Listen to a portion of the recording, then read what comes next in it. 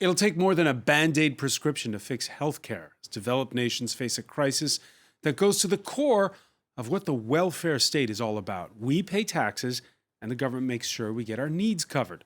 The French government rolling out reforms this Wednesday to save hospitals from bankruptcy and reverse a long trend of cutting doctors, nurses, and staff in a nation where the population's growing and aging. The Yellow Vest movement recently highlighted that entire regions are reduced to what the French call medical deserts, not to mention swamped emergency services. Little surprise that saving Britain's national health service is perhaps overshadowing Brexit as the topic on most voters' minds as they prepare for next month's UK general election. There, too, policymakers acknowledge it's a complete rethink that's needed as the population continues to age and state coffers continue to dry up. Even in the United States, it's not all about Donald Trump's impeachment on the campaign trail, as Democrats debate the feasibility of Medicare for all. Each of these national crises is different, but the challenges overlap. And after decades of chipping away at that welfare state, what will it take to guarantee the protection that more and more are demanding? Today in the France 24 debate, we're looking at healthcare in crisis. With us, Dr. Mathias Vargon. He heads the emergency room at the De La Fontaine Hospital in the Paris suburb of Saint-Denis. Thank you for being with us. Thank you. I want to welcome as well commentator Jakob Hassler, a medtech entrepreneur who's worked with both the public and private sector. Thank you for being with us. Thank you. Joining us from London, Jennifer Dixon. She's the CEO of the Health Foundation, which supports research in the medical field. Thank you for joining us. Thank you. Last year, she wrote a column about becoming a French citizen. Journalist Pamela Druckerman, the author of There Are No Grown-Ups, a Midlife Coming-of-Age Story, is with us as well. Bienvenue. Merci. All right. The France 24 debate on Facebook and Twitter, hashtag F24debate. After last week's biggest demonstration in this country in years by healthcare professionals, it's here, the French government's plan to stop the slide. Emerald Maxwell has more. Responding to months of protests by hospital workers, the French government has announced its action plan. To offset the funding crisis hitting hospitals, the state will take on nearly a third of its crippling €30 billion debt. Starting 2020, we will launch a massive €10 billion debt recovery programme over 3 years. Prime Minister Edouard Philippe argued that this should free up hospitals to invest in modernising. In addition, the hospital budget will receive a €1.5 billion boost over 3 years. Health Minister Agnès Buzyn also announced a bonus for some nurses. We therefore plan to grant an annual €800 bonus for 40,000 nurses and carers earning less than €1,900 per month. An offer, though, that's far from the extra €300 a month they've been asking for, and only applies to nurses working in and around Paris to offset surging costs of living. But doctors and nurses nationwide say they're overstretched and exhausted after years of shrinking investment and lack of reform, which has left the country's once lauded healthcare system at breaking point. France, though, is still one of Europe's biggest spenders when it comes to healthcare. And Economy Minister Bruno Le Maire has warned that hiking health spending will mean having to make cuts elsewhere, or France's budget deficit this year could breach an EU limit of 3% of GDP. Mathias Vargon, before I ask you about the measures announced, what's it like at your hospital these days? These days, all the people are very in favor of the strike and in the demonstration. Yes, because they think we are at the bone. Nothing can be more no more productivity, no less money. It's the end for everybody, and we have. It's very hard to hire paramedics. It's very hard to hire nurses or doctors. We can't do it because we don't pay them.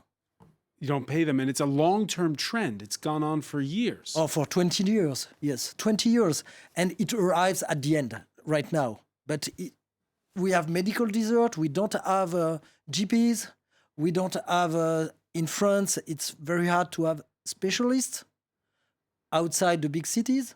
And now we don't even have doctors in the public hospitals. So that's an important point. General practitioners, there are fewer of them.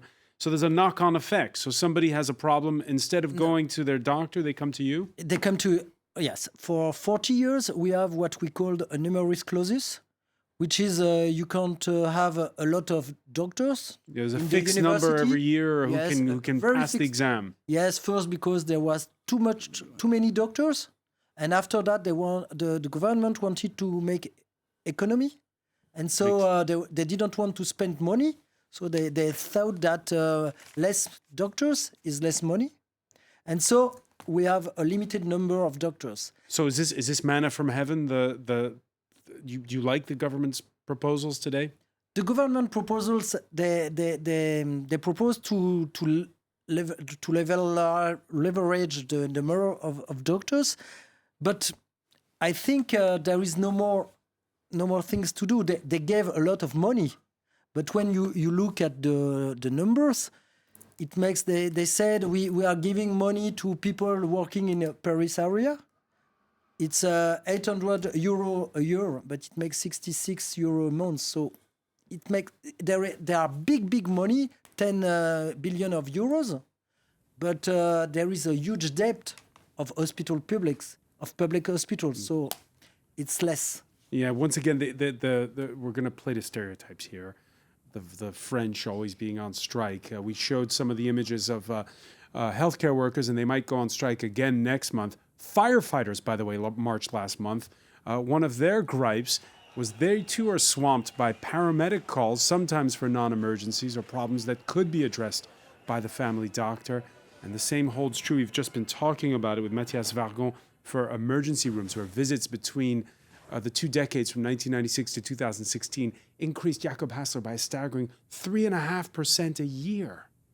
You know, I think the interesting thing is when you compare this with other countries, and when you look at France overall spends about 12% of its GDP on healthcare overall, similar to what Germany pays.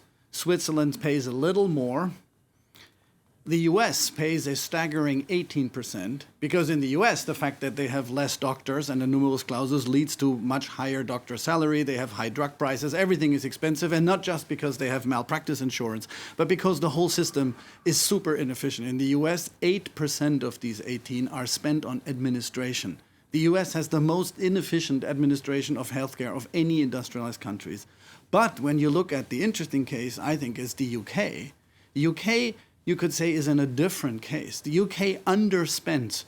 It has actually a quite efficient system. It just only spends barely 10% of its GDP, and it has really reduced it to the bone. And the question for the UK is, can they get to more and sort of a very harsh austerity on a program, but in principle on a system, which is quite socialist, but it works.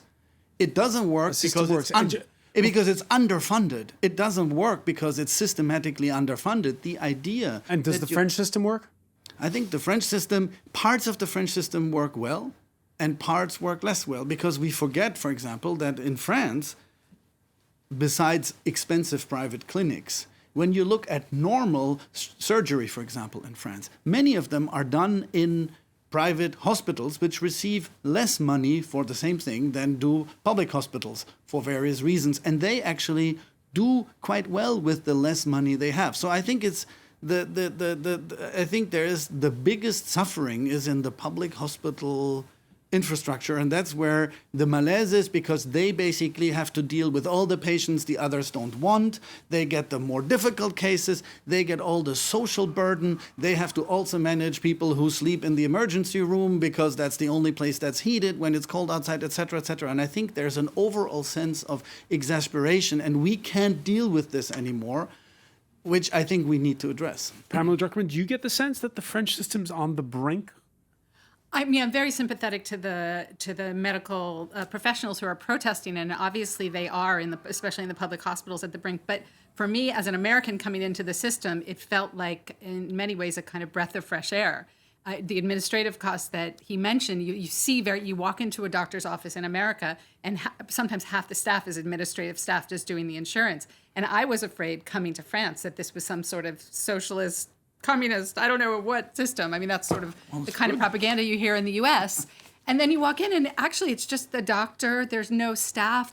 Often there's no secretary. You just come in, and you see one person, and you deal with one person at a time. So for me, my own experience in the French system has been that it's by far much, much cheaper. I mean, I once went to an emergency eye hospital, best eye hospital, specialist hospital in Paris. I didn't have to pay anything at the time. I got a bill a couple weeks later for 28 euros, I think, for my visit. I mean, in America, that it would be thousands of dollars easily.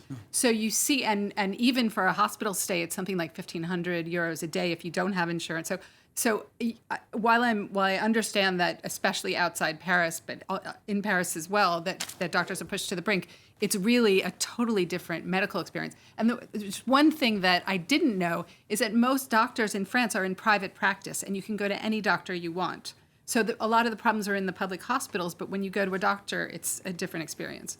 No, it's not exactly the same, because it's a consumer point of view, which is good. Of course, yes. When you are a doctor and even a GP and private GP, the consultation is 25 euros. Yeah. 25 euros. And if you don't see a secretary, it's because they can't spend money on the secretary. And especially in Paris area, everything is expensive. Yeah. And you wait a long time. And so it's very expensive for GPs to be in Paris. Right. And even Paris or the suburb around Paris, it's a medical desert too. But Or then you are going to see a sector 2 doctor, which is more expensive. No, I mean, I feel very guilty when I give my doctor a check for 25 euros at the end of my consultation. It doesn't seem like enough. I agree with you. But I think, but the interesting thing is the UK system is the true socialist model. Well, let me bring in Jennifer Dixon on this. Okay. Jennifer, you heard there Pamela Druckerman express her feelings of guilt at paying 25 euros for her consultation. What's your reaction to that, first of all? Well, we pay nothing in direct out-of-pocket costs, so we don't pay any check whatsoever. There's a small amount of prescription charge, but that's very little. But when you see a doctor, when you go to hospital, you pay. It's free at the point of use, and we've done that because we want people to access care if they feel well and unwell. And we think it's fair that way, and we don't want to put patients off. And after all, care could be more expensive if they do delay, if they can't pay the charge. So what's interesting to me is that all the issues that you have described in your film absolutely apply here. We have a chronic shortage of staff, we have overfull accident and emergency departments, we have some lengthening waiting lists for care. So we face the same issues, which are effectively rising demand and supply is not meeting the demand. We spend per capita $4,000 US per head per year. And in France, it's $5,000 per head per year. So we are cheaper than you, and we cover the whole population. And our outcome measures, the performance of the health system, you know, France is very good on many indicators if you look at the OECD comparative analysis. And ours are not bad. I mean, there are some, we are good in some places and we're not so good in others. Some cancer survival for some cancers is not so hot. But I think the fundamental issue here is how health systems can reform themselves to become more productive over time so that the staff are less stretched, so that we can on that point, Jennifer Dixon, Dixon, on that point, one of the politicians who was reacting to the government's proposal was saying a lot more can be done in terms of making the system go more digital, being more so that you have less paperwork. Does that really make a big difference? Yes. Yes. I think, I mean, I've been in health policy for a rather long time, and about 15, 20 years ago, the big hope for healthcare systems was to introduce more competition and choice, to get competitive bite between hospitals in order to become more efficient. And I think people now realise that hope hasn't been realised. Some efficiencies were produced, but actually it's not. So the big hope now is technology. And that's not just technology to improve medicines or diagnostics. It's actually to improve the flow of care so that it's leaner and quicker.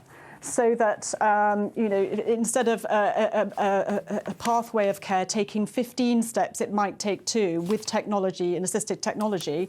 And also, if you provide decision support to staff that aren't doctors, then maybe some other staff can make clinical decisions without the need for a doctor. So therefore, it becomes cheaper and more sustainable. So I do think we have got to realise the next wave of technology and to try to improve productivity and to make the working day of existing staff, quite frankly, better. Because as some of your people in France are saying, it's unsustainable to have so much pressure on healthcare staff at the moment. Yeah, that brings most of the doctors I know are.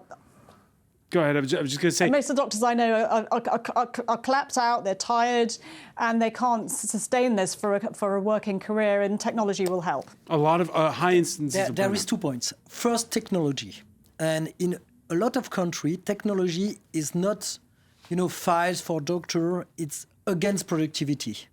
We are very far behind Apple or other things. We're starting to get those little apps, that tell you when you have your appointment and stuff. It has nothing to do with apps. It's a system for the back last office century, and it's very long. And it's not only in France. I don't know in UK, but in the States, people are saying the same. That's first, the first thing. And and wait, hold on. The money can be then saved, and instead you can hire more doctors and nurses? Maybe the systems is not so mature for doctors or for healthcare system. They are very complicated. It's always very complicated. So it's not there yet. And it's not only France. It's United States, they complain the same. I don't know UK, but I don't think it's Germany, very different. UK, it's all the same. Yeah. First, and secondly, you spoke about non-doctor people, nurses, nurse practitioner. In France, we are very far beyond that. We don't have paramedics in ambulance, or you have the firemen, and you saw the firemen, or you have doctors. We have a fantastic system of extra hospital cares. We send doctors to your home. You have an ambulance, and it's a complete reanimation unit with a doctor, a nurse, sometimes a specialized nurse, and a driver. But it costs a lot. And if we don't send them, we send firemen. But between, we don't have anybody. We don't have this middle corps. Yes. We don't have nurse practitioners. We just have nurse and it's either all or nothing. We're going to pick up on this point. We have to take a very quick break. Stay with us. You're watching the France 24 debate.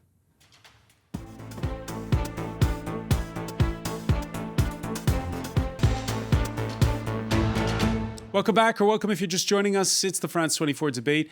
And on the day where France has rolled out measures and promised cash for hard-up public hospitals, we're looking at healthcare systems that seem to suffer from many of the same ailments across the Western world. We're talking about with Dr. Mathias Vargon, who runs the emergency room at the hospital in Saint-Denis, de la Fontaine Hospital, in the northern suburb of Saint-Denis.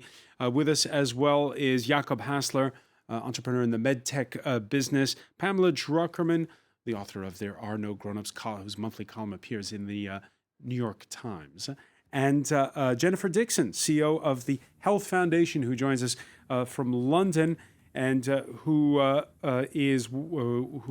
charity works on policy analysis and helping those who carry out research. Just before the break, we were discussing the fact that we have a problem in France, and we saw it a little bit, Pamela Druckerman, with the Yellow Vests movement.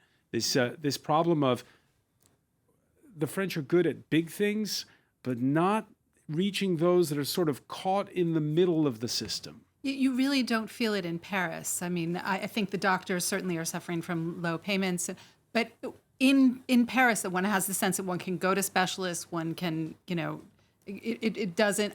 In my experience, and I've heavily used the French medical system, I've never had, even to see specialists, it hasn't been an issue. Jakob Hassler? No, yeah, I personally have never had, and I had a visit last summer to the ER, and it was actually highly efficient and very well done. No complaints. What I think is the point that Jennifer Dixon make. I think the difficulty we have is that we have the stress on the system at the moment with all the deficiencies it has in the various countries, yet at the same time, we have this promise of technology. And what is so difficult today is how can we chart a path from a system that is totally, utterly dysfunctional in many of its aspects to something where suddenly there's a nirvana of technology in it. I completely agree. It's not about apps. It's about, I think, it's about rethinking the way patients or sick people are being treated from a holistic point of view, which is what is done at a hospital, what is done by a doctor, what is done by a non-doctor, what is done at home. And that's where that's where technology comes in. Yes, technology can improve decisions and, for example, doctors can use it to improve diagnostics, etc., with artificial intelligence. But I think the real issue is how to imagine this new system. And there I go back to my point on sort of... So has anyone done it? Has anyone done it? Well, I think Has any one country done it? Not country. I think there are some providers in the US who are private managed care providers who do that not so badly, but in a US cost structure, which still is unsustainable. Right. But I think there's this big organization, now they have their own problem, but they're still rather interesting, called Kaiser Permanente in California. But I think the UK is an interesting example. You could say today they are really suffering, but you have a central system where you can centrally manage and organize the hospital and the GP. And in that sense, I think if you re-inject money into that system and the intelligence plus the technology to go forward, I think it has a good chance to achieve outcomes with slightly more money, but not the same increase, because as an overall system, it is more efficient, even though it doesn't look like it when you ask the physicians. But if you're trying to look at the U.S. and see what should be the model for the U.S. as we're trying to change the American system, I don't think the NHS is it. I don't think the UK system is it. It's too government-run. I think the French system, if any of all the ones that I've seen, because the doctors are in private practice, because you still have choice, and that is the key word in America always is choice, you have a system where everyone can be covered. If you look at Elizabeth Warren's healthcare proposal, this Medicare for all, it's essentially French Social Security. It's having everyone have government insurance with supplemental plans on top of that. And she's got doctors are private practice. There's going to be. We're speaking ahead of the next candidates debate by the Democrats in Atlanta, but she's gotten mauled over this. Her opinion ratings have gone down. Right. Since the last debate, where she defended exactly what you just How could she dare tax billionaires any more than they've been taxed? But the issue with the U.S. is a different one. Is that as long as the U.S. system is as inefficient in the delivery as it is today, with doctor salaries on average in the U.S. are $250,000 after insurance premium, not before. Right. They have an artificially reduced number of doctors. The way the doctors have maintained a monopoly is they have kept foreign doctors out. They've have a numerous clauses on the number of doctors, and guess what happens if you constrain supply, you increase the price, and that's what happens. The drugs are twice more expensive, so many of the administrative costs are there. So if you want to switch to a French system, it's not going to be easy. It's really not going to be easy. I agree with you that the UK is not the model. Maybe it's a model like, I think a model I like is Singapore, which is a model that is like a UK stripped down plus private insurance on top. And it certainly delivers. I mean, now Singapore is not a model state, and it's certainly not a model for the US. But I think to bring in more discipline in the basic part that is delivered to patients, you could say in the US with Medicaid and Medicare, even those are administered at horrendous cost and not so great outcomes. And I think you need to reform this part also, or otherwise the US system will just explode at the cost base. But is it the conversation that politicians are having? Let's just take a look at the UK. There was a candidates debate on Tuesday. Labour leader Jeremy Corbyn warning that Boris Johnson's Brexit plan was in fact a threat for the National Health Service. A document here of US-UK negotiations, summary of specific negotiating objectives, full market access for US products to our National Health Service. You're going to sell our National Health Service out to the United States and Big Pharma. This is an absolute invention. It is completely untrue. There are no circumstances whatever in which this government or any Conservative government will put the NHS on the table in any trade negotiation. Our NHS will never be for sale. Jennifer Dixon, we're all kind of getting drawn in by this argument. Is, in fact, Boris Johnson going to have some kind of a, excuse me for saying it, a quid pro quo with the United States when they do a trade deal whereby it further weakens the National Health Service? Well, at the moment, it's unclear. You can see it's absolutely the point of political debate. But I think just going... and so I personally find it very, very unlikely that would be the case. But, you know, the trade negotiations will not be conducted in public. It's very difficult to know quite what's going on at the moment. But more broadly, that model that Jakob Hessler has been lauding, is it under threat? Is the NHS under threat? Yes. Well, from my vantage point, it absolutely isn't. And that is because you just have to look at the public polls, which are consistently high for the National Health Service. The National Health Service is number one usually in the list of public concerns. At the moment, it's just being eclipsed by Brexit. But the NHS long-term is the jewel in the crown. It's a highly popular amongst the public. And even Mrs. Thatcher was unwilling to tinker with the National Health Service, even though she rolled back a lot of nationalised industry. Why is that? Why? For a couple of reasons. Why? For many reasons. The first thing is it's because it's so popular with the population. It is very fair. Secondly, it's extremely efficient to fund health systems through the public purse because you can control salaries, you can control prices, you are a bulk purchaser, and you can reform. Privately funded healthcare systems are very inefficient, as some of your respondents have just been describing. So I think the big question here is not the debate about whether to publicly or privately fund health systems. I think most people in the Western world know that a big dollop of government funding is absolutely necessary. But the most important question is, as another respondent just said, it's about reform of the delivery system. And there's a lot to do. We polled the public not so long ago. 60% of the public in Britain that we polled could see waste in the National Health Service. And this kind of waste can be addressed over time. And it's about the delivery of care. It's about why do you have to see a doctor 5 times when one could do, or a nurse could do? Why do you have to wait a long time in hospital before discharge? These sorts of things, technology can help, but it's about the culture of change and reform.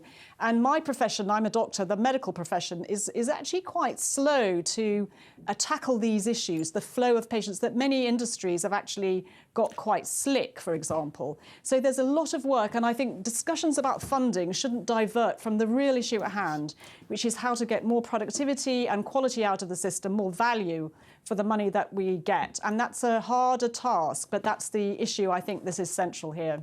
Matthias Vargon? Yes, I'm also a doctor, and I'm a specialist in ER organization and patient flow. And what I'm doing is increasing the rapidity of the flow. But at one point, we don't treat boxes, we treat patients. And we have limits. You can't send back someone from the hospital to home if he has no family, if he's old, or if he just, before you had... You have to have a bedside manner. Yes, but before we had something we called in French, convalescence. Recovery. And it doesn't exist anymore. There is no more recovery. And we want to make everything quicker. And I do it. In my department, I'm doing it. But sometimes you have to think about it. And maybe it's not a good way. I think the problem, nobody speaks about money, but when the NHS was founded, when the French Social Security was founded, there was no medicine. What we were doing was nothing. A little bit X-ray, EKG, no drugs, no antibiotics, and everybody was dead at 65. Not everybody, but a lot of people were dead at 65. And now, everything you do costs a lot more. And when you save people, what they were not doing at the beginning, those people can have other morbidities, other disease. And you save someone from one disease, cardiovascular disease. After that, he has diabetes. After that, he has a stroke. And then he has a dementia. And everything costs a lot. A diagnostic costs a lot. Everything costs a lot. So that's the limit of the system too. I think it's all kind of relative. I mean, I remember having a baby in France, and I was allowed to stay in the hospital. You're talking about recovery, convalescence, for 5 days. You know, in America, many of my friends are sent home. It's no more 5 days. How many days is it now? 3 days. 2 Okay, days. well, it's still more than in the U.S. And I have friends on Facebook who post GoFundMe pages because they're middle-class people who their insurance doesn't cover their cancer, whatever they got, and their friends from all over are sending $100 checks to them.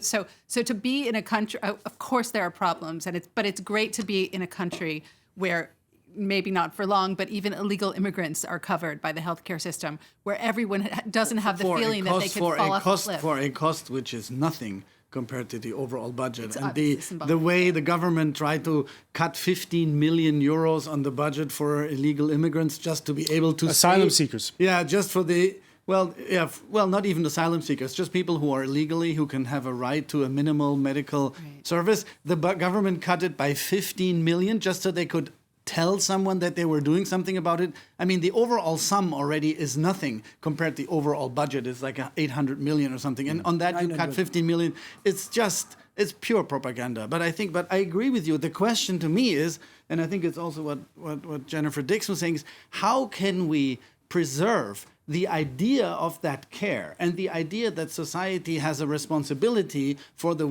well-being of its citizens, while making it affordable, because I think your points are there, when people have dementia, so how we take care with old people, etc. Jakob, this love of the NHS that we heard Jennifer Dixon describe, and the fact that, here in France, healthcare is one of those issues people cling to. Yeah. You were describing the days when the system was formed. For France, it's quite late, right? 1945, the system as we know it now. Right after World War II, I know in Germany it was earlier than that. Yeah. But is it a nostalgia for the welfare state as it used to be? That part of the reason why people cling.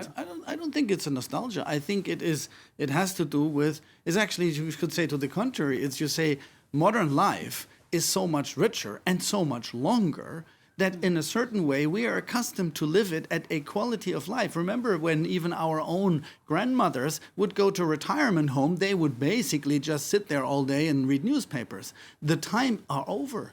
And I think that the fact of this incredible increase in longevity, which we owe due to other drugs, to improvement in medical care, the thing is now we have to figure out how are we going to pay for this. And that's where elderly care, we need to use, robots and telemedicine, and doctors need to treat you over the telephone, because at one point the system otherwise won't be able to provide this care in a fair way to everyone, which I think we all agree that's part of the promise, is that it's not an elite healthcare, it's a healthcare that is inclusive. And if we want to defend it, we need to have a savvy mix, I think, of being ready to pay what it costs, but then also seize every occasion we can to increase the productivity of the overall system. I don't think in France, one of the issues is we optimize small little islands everywhere. And then those little islands are cracking under the pressure when, in fact, there is an end to this kind of optimization. We need to optimize the overall system on a given territory. Jennifer Dixon, in the dystopian novel Brave New World, Aldous Huxley talks about people are killed off at the age of 60. That, of course, thankfully has not happened, and we've described the opposite, in fact. But a system where, let's face it, the more and more people on the planet, everybody's getting older, fewer and fewer people paying into the system. Can we do it all? Well, there's no sign at the moment that we can't. It's certainly true that the system is under pressure here, France, Germany, Netherlands, everywhere, America, wherever you want to look. Demand is outstripping supply. As I said, there are some things that can be done to try to improve sustainability, to improve productivity and efficiency in the system. But the other aspect that we haven't really talked about is society's role, the government's role in particular, to improve the health of the population, not just the health care. And what the Japanese call preventive medicine, right? Well, actually, I'm thinking wider than that. So if you think about whose responsibility is it to try to have a policy on reducing smoking, which is actually quite high in France. It's 25% of the population over 15. In Britain, it's about 15%. So that in France, people drink more and smoke more than Britain, but in Britain, we're more obese. So we have our own particular set of risk factors. But who's responsible for looking at those trends? Who's responsible for acting on the fact that in France and in Britain, life expectancy is stalling? As it is across Western Europe. What are we doing about the wider determinants of health? The sorts of things that health is affected, actually 80% of health is affected by these wider determinants like housing, good jobs, poverty, and only 20% to do with health. So if we really want to try to act to reduce demand or stem it, then we have to be much more active on the long-term health of the population. Do you agree with that? Yes, I agree, but there is also a different trend from people.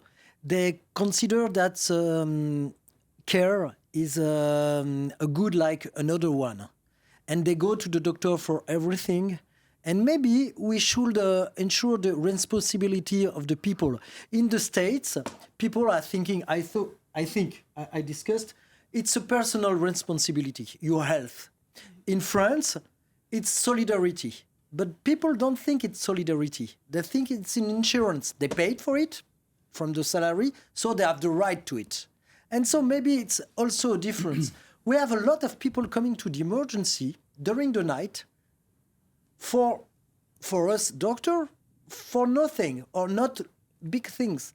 And they need to be reassured. Reassured, or, we are in a society like you have everything right now.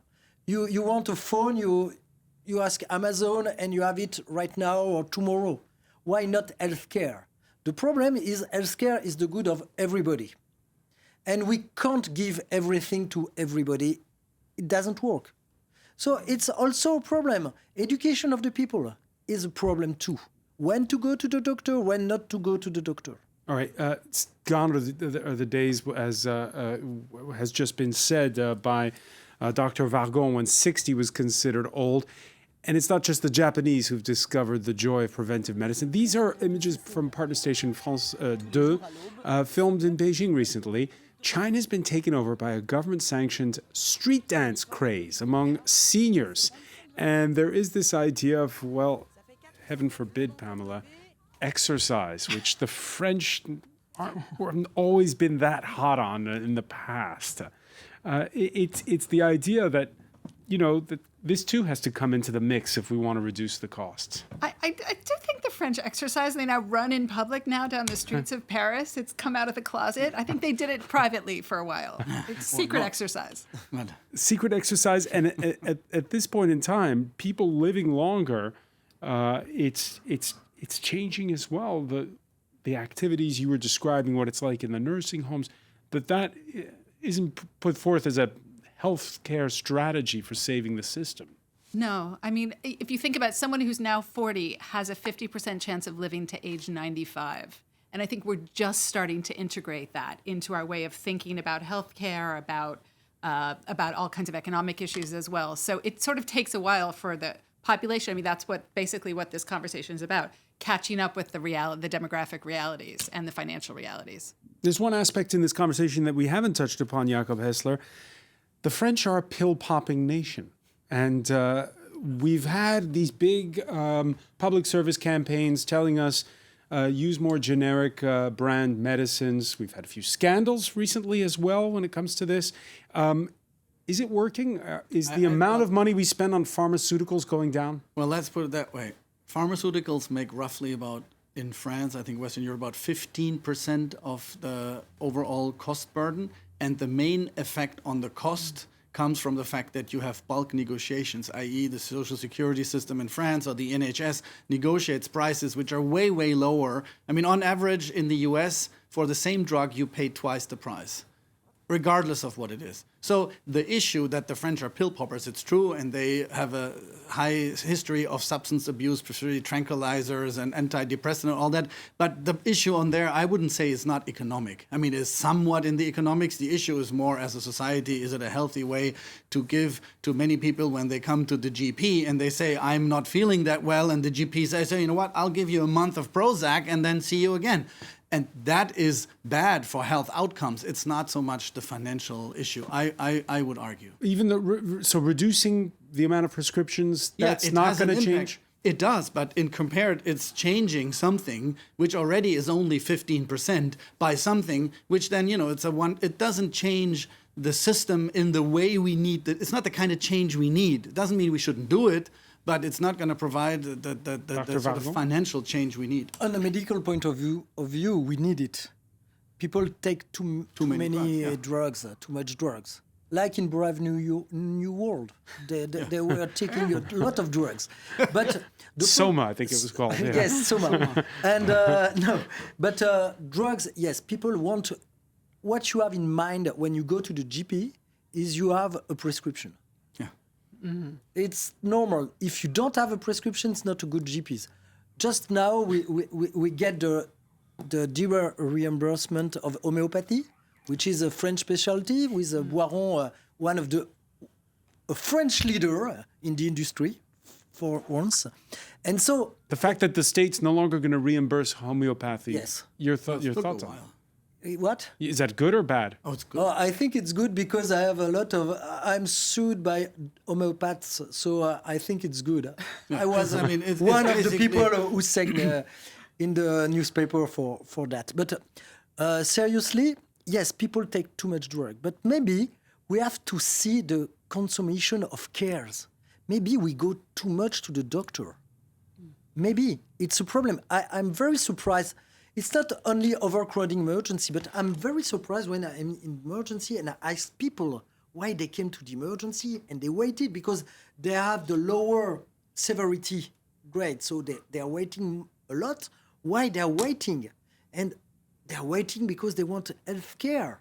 And as a doctor, I don't understand why. So what? There should be more local nurses' offices? Or local nurses, yeah, maybe. And nurse practitioner. Or nurses, they can't prescribe, and it's bad. I think we have to create a new corps, a new healthcare corps of people. And secondly, we have to make education of people. Jennifer Dixon, you agree? Yes, I mean, I do think that the conversation has really focused a lot about individual behaviour and people could help themselves more. But I do think there are some wider... people make choices within a wider set of choice sets that is set for them by wider society. Do you have access to a well-secured job? Are you stressed so much that you're smoking? There's quite a lot that can be... Air pollution is another example. So there's quite a lot that can be done by public services, if you like, to make a healthier environment in which people can make higher choices. With respect to people's use of A&E, of accident and emergency, what we are piloting at the moment is a lot of online and digital solutions where they are symptom checkers that you can... So instead of turning up to your general practitioner, you actually use your phone to be able to check your symptoms and perhaps speak to a GP by Skype on the phone. So there's quite a lot of that. There's a lot of online help now in the NHS to divert demand away from hospitals. And the evidence is showing that it's having some effect. Is that a service you would use, Pamela? Absolutely. I feel like I Google all my symptoms anyway. I might as well do it in a slightly more efficient way. And I think that's the other real mega trend, is the trend to self-medication. And telemedicine, of course, but also self-medication. I think in many instances people, because of they don't have the money anymore, but there is a trend, and I think that's something that one can use if it comes embedded in a system that is credible. That teaches has authority. good practice. No, but I think Jennifer Dixon's point is so important. It is about developing healthy habits, be it the healthy habits of consulting your doctor, but also the healthy habit of living in a better way. And I think it's those that what we need to do. Jacob Hassler, I want to thank you. I want to thank as well Matthias Vargon, Pamela Druckerman, Jennifer Dixon for being with us from London. Thank you for joining us here in the France 24 debate. Merci. Right.